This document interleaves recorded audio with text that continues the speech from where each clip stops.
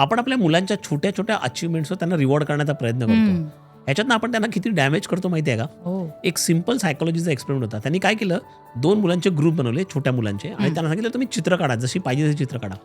त्यातल्या एका ग्रुपला प्रत्येक चित्र काढल्यानंतर त्यांना रिवॉर्ड द्यायचे, स्टार्स द्यायचे, त्यांना काही चॉकलेट्स द्यायचे त्याच्यामध्ये, आणि प्रत्येक ड्रॉइंगला एनकरेज करायचे. दुसरा जो ग्रुप होता ना, त्याला काही एनकरेजमेंट नाही, तुम्ही चित्र काढा, त्याला काही शाबासकी नाही, काही नाही. असं 2 आठवडे हा एक्सपेरिमेंट केला. 2 आठवड्यानंतर दोघांपैकी एका ग्रुपने चित्र काढणं बंद केलं. कुठल्या ग्रुपने बंद केलं असेल?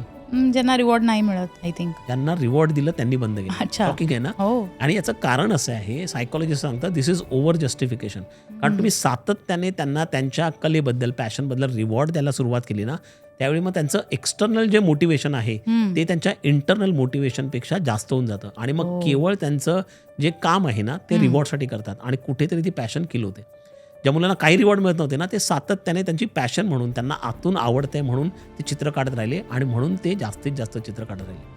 आपण जे रिवॉर्ड्स देतो ना त्याच्यामधनं मुलांचं इंट्रिन्सिक मोटिवेशन किंवा पॅशन ही कमी तर करत नाही ना, हा विचार करणं आपण अत्यंत गरजेचं आहे. इंटरेस्टिंग.